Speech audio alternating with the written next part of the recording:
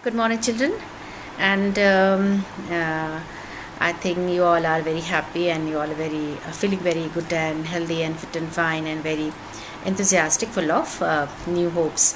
Children, मैं आशा करती हूँ कि आप स्वस्थ होंगे, बहुत खुश होंगे और सुरक्षित होंगे और आप घर पे पढ़ भी रहे होंगे। और बच्चों, मैं ये भी आशा करती हूँ कि आप जब आप स्कूल, जैसा कि आप सब जानते ही हैं कि अब स्कूल जो है वो धीरे धीरे जो है वो ओपन हो रहा है।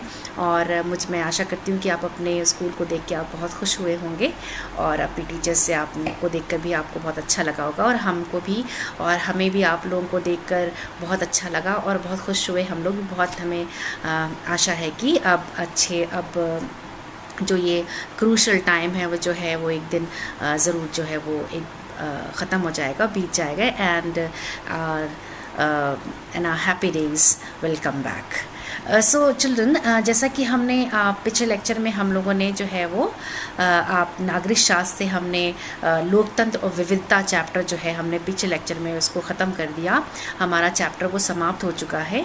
बच्चों, आगे चैप्टर पढ़ने से पहले बच्चों जो है नया चैप्टर शुरू करने से पहले बच्चों उस चैप्टर को एक बार हम इस वीडियो के हम इस लेक्चर में आपको इस वीडियो में उस चैप्टर को एक बार रिवाइज कर लेते हैं। कुछ ऐसे इम्पॉर्टेंट पॉइंट्स जो हैं, जो इम्पॉर्टेंट टॉपिक्स जो है इस पार्ट के, इस लेसन के, हम एक बार इसको समराइज्ड वे में एक बार पूरे चैप्टर को जो है अच्छे से हम रिवाइज कर लेते हैं ताकि आपको अच्छे से चैप्टर और अच्छे से समझ में आ जाए और आपके डाउट्स अच्छे से क्लियर हो जाए।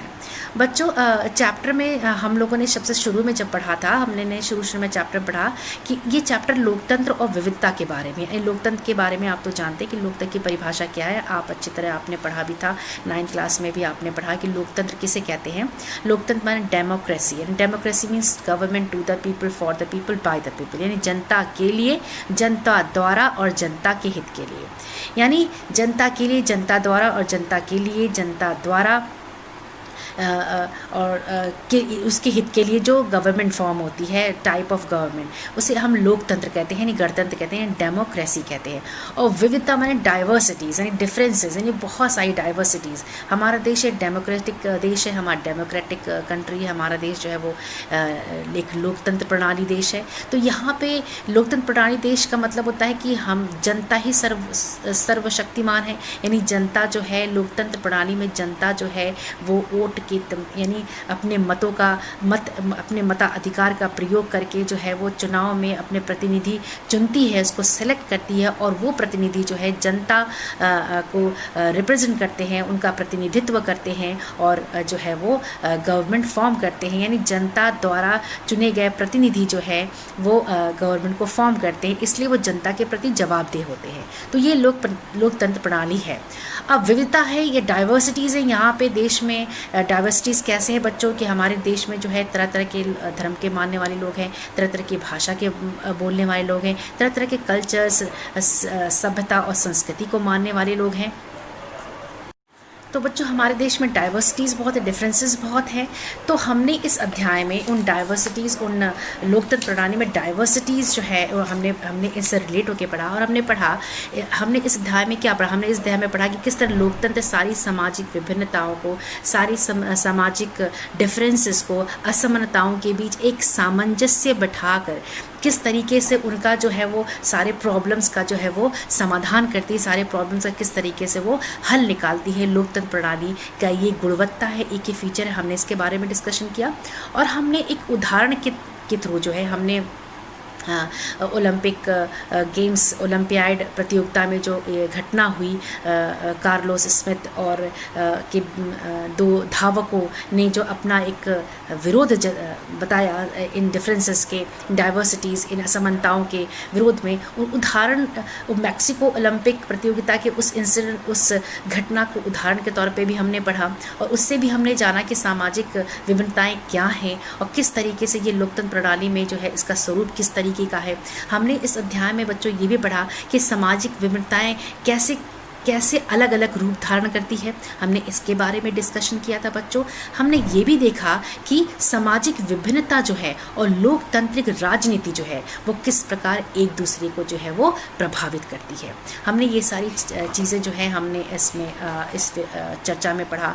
हमने देखा कि सामाजिक भेदभाव की उत्पत्ति कैसे होती है, हमने इसके बारे में भी डिस्कशन किया। हमने दिखाया कि विभिन्नताओं के में सामंजस्य और टकराव कैसे होता है। हमने प्रोटेस्टेंट और कैथोलिक आयरलैंड और नीदरलैंड का उदाहरण के थ्रू भी हमने पढ़ा कि वहाँ प्रोटेस्टेंट कैथोलिक के बीच कैसे टकराव हुए, तो कहीं समझौते हुए तो कहीं युद्ध की स्थिति जैसे पैदा हो गई। हमने श्रीलंका और बेल्जियम के उदाहरण भी इसमें हमने चर्चा किया। हमने इस पार्ट में जो है हमने सामाजिक विभाजनों की राजनीति के बारे में भी पढ़ा। हमने उनके सामाजिक विभाजनों की राजनीति से जो उत्पन्न हुए परिणाम, उनके रेंजेस के बारे में पढ़ा, उनके परिणामों के दायरों के बारे में पढ़ा, यानी आउटकम्स ऑफ द रेंज, उसके बारे में पढ़ा कि उन परिणामों का दायरा क्या था। इसके बारे में भी हमने इस चैप्टर में डिस्कशन किया था बच्चों। और हमने 3 डिटरमिनेंट्स के बारे में पढ़ा, यानी 3 आयामों के बारे में पढ़ा कि सामाजिक विभाजन को राजनीति जो है वो का परिणाम, सामाजिक विभाजन और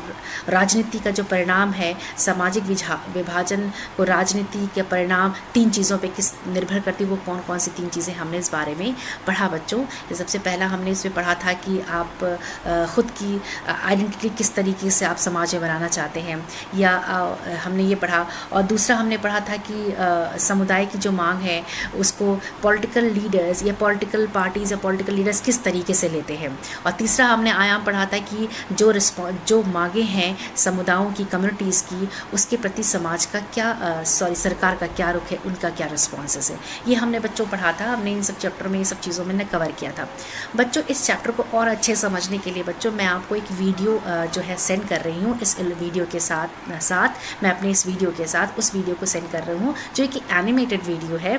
आपको वो एनिमेटेड वीडियो के थ्रू जो है आपको बहुत अच्छे से ये चैप्टर और अच्छे से समझ में आ जाएगा, जो हमने डिस्कशन किया, जो हमने आपको पढ़ाया है, हम समझे हैं बच्चों। आपको कुछ अच्छा लगेगा और नई चीज़ देखने को मिलेगी। और आई होप कि आपको वो वीडियो, ये लेक्चर, ये वीडियो अच्छा लगेगा, पसंद आएगा, या आपको चैप्टर भी समझ में आ जाएगा। शीर्षक पूरा का पूरा जो है आपका कवर हो जाएगा और ये पूरा चैप्टर एक बार आप अच्छे से एक अच्छे से रिवीजन हो जाएगा और आप इसको रिवाइज कर लेंगे। तो चलिए हम जो है एक वीडियो के थ्रू इस चैप्टर को एक बार रिवाइज और अच्छे से जो है वो समझ लेते हैं कि क्या क्या शीर्षक हमने पढ़ा था। तो आज की स्टोरी का नाम है डेमोक्रेसी एंड डाइवर्सिटी। डेमोक्रेसी का मतलब तो तुम जानते ही हो, और रही बात डाइवर्सिटी की, तो डाइवर्सिटी का मतलब होता है बहुत सारी अलग अलग टाइप की चीज़ें।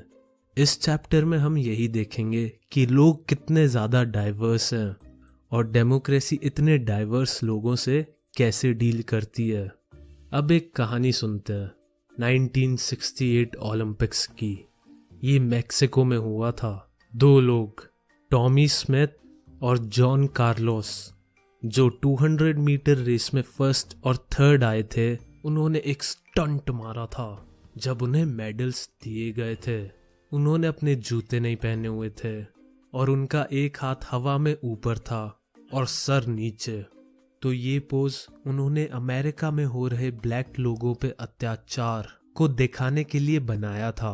उनके जूते ना पहनना ब्लैक लोगों की गरीबी दिखाता था और उनका एक काला ग्लव पहनना और मुट्ठी बंद करना ब्लैक लोगों की यूनिटी को रिप्रेजेंट करता था। और ये दोनों खुद भी ब्लैक थे। ये लड़ाई थी इक्वालिटी के लिए। ब्लैक्स चाहते थे उन्हें भी वाइट लोगों की तरह इक्वली ट्रीट किया जाए। ये लड़ाई स्लेवरी के खिलाफ थी और इस लड़ाई को सेकंड पोजीशन पे आने वाले नॉर्मन, जो कि एक वाइट था और ऑस्ट्रेलिया से था, उसने भी इसको सपोर्ट किया। उसने अपना सपोर्ट एक ह्यूमन राइट्स वाला बैच पहन के दिखाया। इसके बाद उन दोनों के मेडल्स को वापस ले लिया गया और नॉर्मन को ऑस्ट्रेलिया ने अगले ओलंपिक्स खेलने से रोक दिया। खैर जो भी हो, इनका प्लान सक्सेसफुल हो गया। इसके बाद पूरे वर्ल्ड का अटेंशन यूएसए पर आ गया था और सब लोग यही डिस्कस करने लग गए थे कि यूएसए में ब्लैक्स पे इतना अत्याचार क्यों हो रहा है। तो ये थी इनकी कहानी। वैसे कुछ भी कहो, पोज अच्छा था।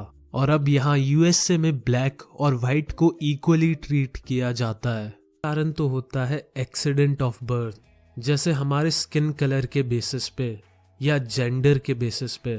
इधर हम चूज नहीं कर सकते कि हमारा स्किन कलर क्या हो या जेंडर क्या हो, और फिर जेंडर या स्किन के बेसिस पे हमारी सोसाइटी में हमको डिफरेंटली ट्रीट किया जाता है।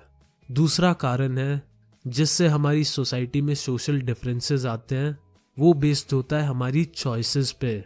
जैसे हम अपनी जॉब चूज करते हैं या फिर हम गॉड में बिलीव करें या ना करें, ये सब हमारी चॉइसेस होती हैं और इससे हमारी सोसाइटी में ग्रुप्स बन जाते हैं। और इन सोशल डिफरेंसेस से लोगों में कभी कभी एकता भी आती है और कभी कभी दरार भी।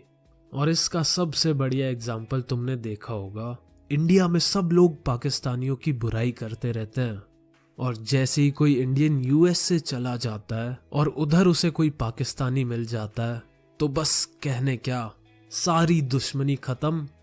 ना इंडियन को घंटा कुछ फर्क पड़ता है ना पाकिस्तानी को। उन्हें फर्क नहीं पड़ता कौन किस रिलीजन से, कौन किस कास्ट से है, उन्हें कोई मतलब नहीं है। और जैसे ही वो मिलते हैं वो बेस्ट फ्रेंड्स बन जाते हैं। बैम! उधर यूएसए में अपने जैसा कोई भी दिख जाए वही दोस्त बन जाता है।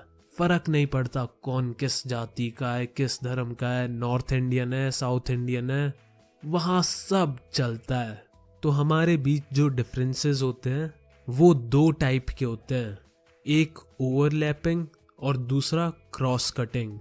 ओवरलैपिंग में हमारे सोशल डिफरेंसेस एक दूसरे के ग्रुप्स को नुकसान पहुंचाते हैं, जिससे सोसाइटी में लड़ाई होती है। एग्जाम्पल के तौर पे यूएसए में ब्लैक्स और वाइट कम्युनिटी को देख लो। वाइट्स ब्लैक पे अत्याचार करते थे और उन्हें नुकसान पहुंचाते थे, जिससे सोसाइटी बट गई। क्रॉस कटिंग में हम लोग अलग अलग ग्रुप्स में होते हैं लेकिन एक दूसरे को नुकसान नहीं पहुंचाते और इससे सोसाइटी डिवाइड नहीं होती। जैसे नीदरलैंड में जो कैथोलिक्स और प्रोटेस्टेंट्स थे वो दोनों अलग अलग थे लेकिन वो एक दूसरे को नुकसान नहीं पहुंचा रहे थे।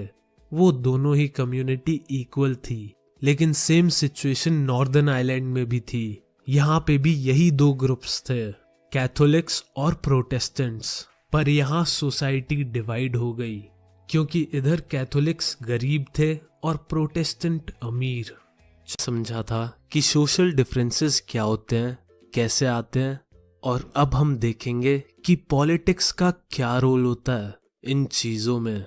और हमेशा की तरह हम पहले एक कहानी पढ़ेंगे।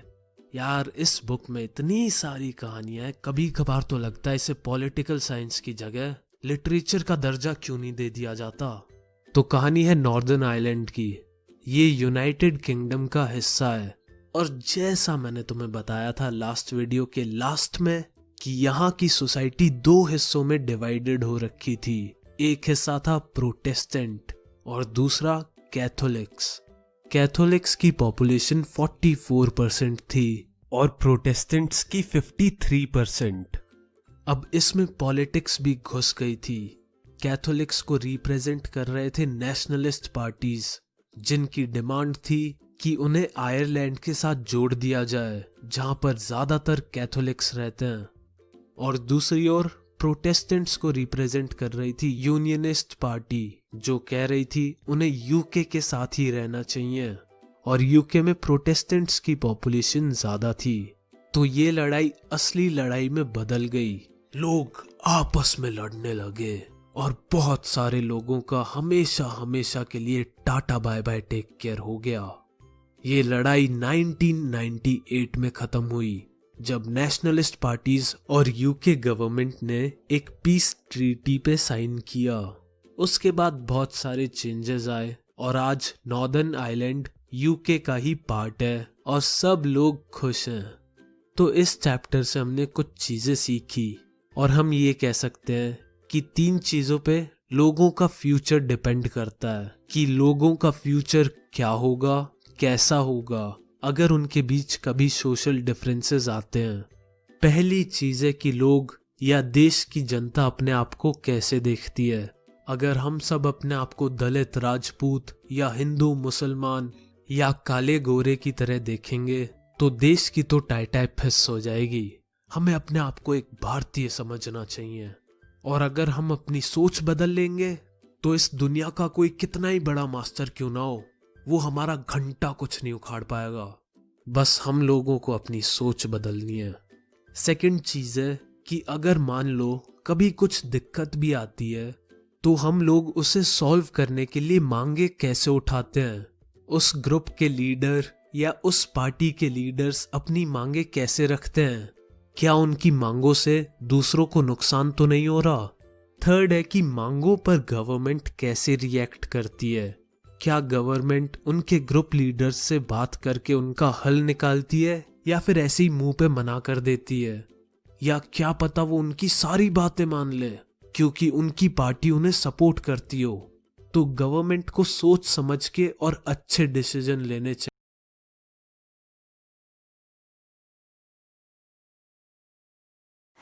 तो बच्चों, आई होप कि आपको वीडियो पसंद आया होगा। आई होप कि आपको चैप्टर जो इस वीडियो के थ्रू आपको चैप्टर जो है वो पार्ट पूरी तरीके से समझ में आ गया होगा। और मैं आशा करती हूँ कि अब आपको एक अच्छा एक बहुत ही जो है वो एक रिवीजन पार्ट जो है आपको समझ में आ गया होगा, और सारे शीर्षक आपको कवर इसमें हो गया होगा वीडियो में। एंड आई होप कि आपको अच्छे से सारे क्वेश्चंस जो हैं आप अच्छे से कर पाएंगे। और क्वेश्चन आंसर करने के लिए आप वीडियो ज़रूर देखें, ज़रूर सुने, और सारे पॉइंट्स को ज़रूर पढ़ें और अपनी पुस्तक को भी पढ़ें। सो चिल्ड्रन, अब हम नेक्स्ट लेक्चर में दूसरा चैप्टर शुरू करेंगे। दूसरा नागरिक शास्त्र से ही हम जो है दूसरा चैप्टर शुरू करेंगे नेक्स्ट लेक्चर में। So take care of yourself and your family, and always be happy and always smile. Okay, so goodbye.